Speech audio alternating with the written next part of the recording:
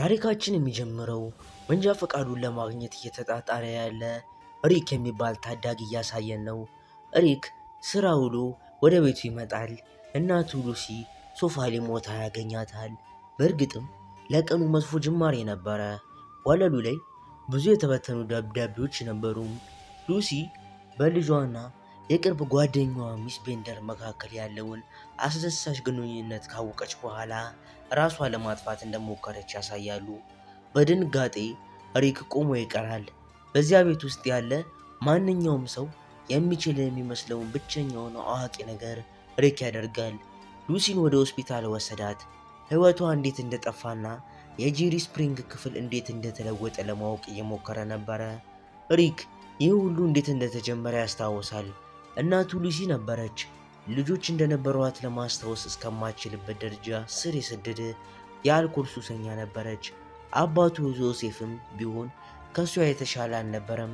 እሱ ሁልጊዜ ከቤት ይጠፋልና ሁሉንም ኃላፊነት ችላ ይላል። ሪክ በክለብ ውስጥ የምትሰራ ክሪስትን የተባለች እህት ነበረችው። ከዛ ቤተሰብ ውስጥ በዛ ስራ ላይ የተሰማራችው እሷ ብቻ ነበረች። ምንም እንኳን የተከበረ ሙያ ባይሆንም በዚህ ሁሉ ቤተሰብ ትርምስ ውስጥ ሪክ ቃላት ለመናገር ድፍረት አልነበረውም። ነገር ግን ሚና የተባለች ሴት ላይ ተስፋ ቢስ ፍቅር ነበረው። እሷም በትምህርት ቤት ውስጥ ካሉ ተወዳጅ ሴቶች ውስጥ የመጀመሪያ ደረጃ ላይ የምትጠቀስ ነበረች እና በእርግጥ ህይወቱ በቂ ውስብስብ ውስጥ ባይሆንም የአንድ ክለብ ባለቤትና የእህቱን አለቃ ጂምን ለመጎብኘት ይወስናል። ጂሚ ከዳንሰኞቹ ጋር አንዱን እንዲጠራው ሪክን ይጠይቀዋል። ነገር ግን ከስራ ይልቅ ልታታልለው እንደተመረጠች ይነግረዋል። ወዴት እንደሚሄድ ሳያውቅ እንኳን ሪክ ወደ ጓደኛው የቢሊ ቤት አቀና። እዚያም ሲደርስ ሪክ ሚስ ቤንደርን ያገኛታል። ማለትም የጓደኛው የቢሊ እናት። እሷም አንዳንድ ነገሮችን እንዲያስተካክል የራሷን ልጅ ቢሊን ወደ ውስጥ ከላከችው በኋላ እሷም ሩጣ በመሄድ ሪክ አጠገብ ጋር ትቀመጣለች። እሱንም ለማማለልና ለማባለግ ትሞክራለች። በማግስቱ በትምህርት ቤት ውስጥ ሪክ እና ቢሊ ስለ ሚና እየተነጋገሩ ነበረ። በመጨረሻም ካርሎስ ሲመጣ ከሚና ጋር ለመነጋገር ድፍረትን በማዳበር ውድድር ውስጥ ይቀርባሉ። ሪክ ሚናን የሴት ጓደኛ ማድረግ ከቻለ $1000 እንደሚያገኝና ካልተሳካለትና የሷ ጓደኛ መሆን ካልቻለ ደግሞ በምላሹ $1000 መክፈል እንዳለበት ይነግሩታል። እሱም በሁኔታው ይስማማል። በነገራችን ላይ ካርሎስ የወንበዴ ልጅ ነበረ። ማለትም ከተማ ውስጥ አለ ከተባለ የጋንግስተር ልጅ ነበረ። በፍቅር ውድድር ውስጥ እንደተጠቀለለ የሞት ዛቻ ያለ ጤናማ የፍቅር ግንኙነት ደስ የሚል ነገር የለም ይላል ካርሎስ እብደቱን ለማስወገድ። ሪክ አነቃቂ ምናባዊ ጓደኛዋ ሳንታ ሉላ ማየት ጀመረ። ሳንታ ሉላን ማየት የጀመረው ከልጅነቱ ጀምሮ ነው እንጂ ቅጽበታዊ ሁኔታ ብቻ አይደለም።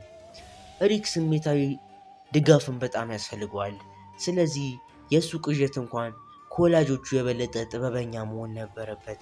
በጣም ተደስተው ሚና ከወንድ ጓደኛዋ ጋር ተለያይታ አገኛት እና በክፍሉ መሃል ለሞት አስተማሪ የቀብር ስነስርዓት ላይ ጋበዛት።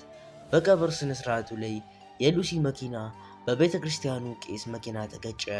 እሱም በዘፈቀደ ይቅርታ ጠየቀና ለጥገናው እንደሚከፍል ተናገረ።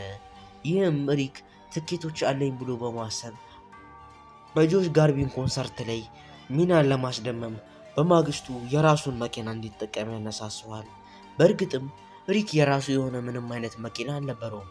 ስለዚህ ለመርዳት ቃል ወደ ገባውና ከዚያም ሙሉ በሙሉ መኪና ወደሚያውሰው የቀድሞ የእህቱ አለቃ ወደ ሆነው ወይም ደግሞ የግሮሰሪው ባለቤት ጂም ጋር ሮጦ ይሄዳል። ከዚያም ሁሉም ነገር በቀጥታ ወደማይሆን ደረጃ ይሄዳል። የእናቱን መኪና ያስተካከላል የተባለ አንድ መካኒክ ተሽከርካሪ ውስጥ ሞቶ ሲታይ ሪክ ይታሰራል። ቄሱ እንዲልክለት ጠበቃ ላከ እና በምርመራ ወቅት ሪክ የገዛ አባቱን ስለወቀሰ ለምን እሳቱ ላይ የበለጠ ቤንዚን እንዳፋሰሰ ይረዳል። ሪክ ገንዘብ ለማግኘትና የካርሎስን ዕዳ ለመክፈል እንደ ጊዜያዊ ክለብ የሚሰራ ፓርቲ ለማደራጀት ይሞክራል። ከሁሉም በቀር ግን ምንም ሊሳሳት አልቻለም። በሁከቱ ጫፍ ላይ ሚና ብቅ ትልና ሁለቱ ከሚስ ቤንደር እና ከካርሎስ ጋር ያለውን ግንኙነት ታውቃለች። ከካርሎስ ጋርም እሷን ለማስመጥና ጓደኛቸው ለማድረግ ወረረድ እንዳደረጉ ታውቃለች። በዚህም በጣም ውስጧ ይጎዳና ታዝናለች።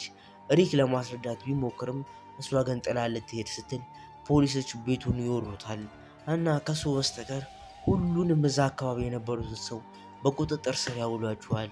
ግልጽ ነው ሚና ወደ ውስጥ ገብታለች። ይህም በመጨረሻ ሪክ ምንም ነገር ከማድረግ በፊት ቢያንስ ለ2 ሰከንዶች እንዲያስብ ሰው መሆን እንዳለበት እንዲገነዘብ ያደርገዋል።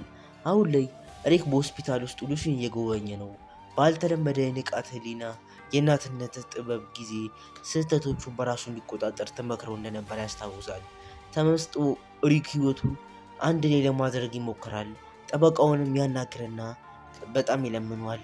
ሚናንና ሌሎች 2 ከእስር ቤት ውስጥ እንዲወጡ ያደርጋል። ለእናቱ የፍቺ ወረቀት ሰጠና በመጨረሻም እናቱንና አባቱን እንዲለያዩ ምክንያት ይሆናል። ሚና በሆስፒታል ውስጥ ስራ እንድታገኝ ያደርጋታል። ከዛም ሁለቱም በሆስፒታል ውስጥ ይገናኙና እዚያ ለሁሉም ነገር ይቅርታ ጠይቆ ስሜቱን ይናዘዝላታል እና በሆነ መልኩ በማይታመን ሁኔታ ሚና አሁንም እንደምትወደው ሊገነዘብ ይችላል። ሁለቱም እዛው ባሉበት ይሳሳማሉ። ቤተሰቦች ይህንን ቪዲዮ ወደ እናንተ ለማድረስ በጣም ብዙ ልፋት ይጠይቃል። እናም ቪዲዮ ላይክ እና ሰብስክራይብ በማድረግ ቤተሰብ ሁኑ እንላለን። ማስተካከል ያለብንንም ነገር